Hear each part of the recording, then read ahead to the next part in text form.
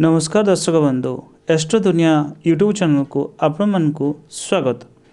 आज आम जो टॉपिक पर आलोचना करने चाहूँ जमी आपण मैंने जानती सोमवार दिन साधारणतः हिंदू धर्म अनुसार भगवान भोले बाबा बा भगवान शिव को मध्य पूजा आराधना करा जाय थाए एवं सोमवार दिन भी मध्य जदि हिंदू धर्म अनुसार देवदेव महादेव को पूजा अर्चना करा जाए विशेष लाभ मिलता है। एवं जदि आपण शिव मंदिर जाउछंती बा सोमवार दिन आपण भूल भी यही सब जिनस जदि काम करेंगे बहुत किछि पापर भागीदार आपण हेई पारंती। तेणु कौन से भूल जमी आप भिडियो को कंप्लीट देखिए निश्चित जानीजे।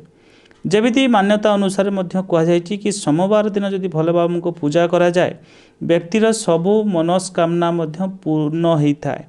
एवं यही दिन भगवान शिव शंकर पूजा साथ जदि व्रत आपण रखुंट विशेषकर बहुत किछि लाभ आपन को मिल। तेणु सोमवार दिन जदि चाहूँगी आप व्रत रखापी बा आपण सांसारिक जीवन दुखर कटुची ताहले आपण निश्चित सोमवार दिन व्रत रखु। विशेषकर जो मैंने मैरेज अलरेडी हो सारी जो मान जीवन बहुत किसी अशांति कली झगड़ा होची बा दुख मिलूँ से मैंने निश्चित भोले बाबा पूजा बा माता पार्वती पूजा करूँ। वैवाहिक जीवन आपण बहुत किसी भल रहिबो। एवं कौन एमती भूल आपड़ करेंगे ना जो द्वारा कि भगवान कृपा दृष्टि कप दृष्टि जमी आपण को न मिले। जमी जानती पूजा वस्त्र मन रखु पूजा जो आप पूजा करने जाऊँच मंदिर हो से सब मन रखिए सफा कलर बा धला कलर भगवान भोले बाबा को बहुत प्रिय। तेणु यही कलर वस्त्र पिंधि जदि पूजा अर्चना आपन करुछंती ताहले आपन को विशेष कृपा आपन को प्राप्त होबो। एवं सोमवार दिन मध्य भूल भी मध्य आपन कला कपड़ा केबे पिंधिबा उचित नुहे। यह पिंधिबा द्वारा आपन को बहुत किछि भगवान कर कप दृष्टि आपन पर पड़ी पारे। तेणु सब चेष्टा करेंगे धला कलर पिंधिबा पई जोटा कि आपन पई बेस्ट होबो। ता सहित सोमवार दिन आपन जदि पिंधिया चाहूँगी सबुज लाल कलर सफा कलर केसरिया कलर हलदिया कलर आसमानी रंग आपन ड्रेस बा कपड़ा साड़ी पिंधि पारिबे।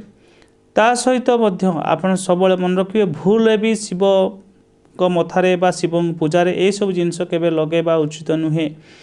विशेषकर आपन मन रखु भगवान भोले बाबा पूजार बहुत किछि उपाय अच्छी किंतु भूल भी जदि आप पूजा करुवा शंख जल अर्पण करती ताहले बहुत किछि क्षति होता है। तेणु भूल भी आप शिव लिंगरे केबे शंख द्वारा पानी अर्पण करेंगे नहीं।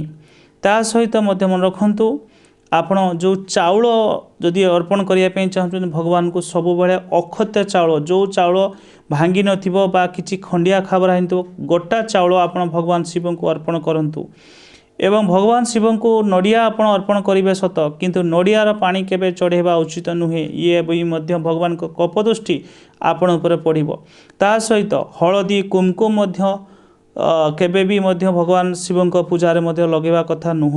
ये भी आपण पाई बहुत किछि क्षतिकारक दब। तेणु भगवान शिव को जदि खुशी करने चाहूँगी आपण गंगा जल अर्पण करें दुदुरा फूल दे पारे ता सहित आप बेलपत्र दे पारे चंपा फूल दे पारे। ये सब जिनस भगवान भोले बाबा को बहुत प्रिय।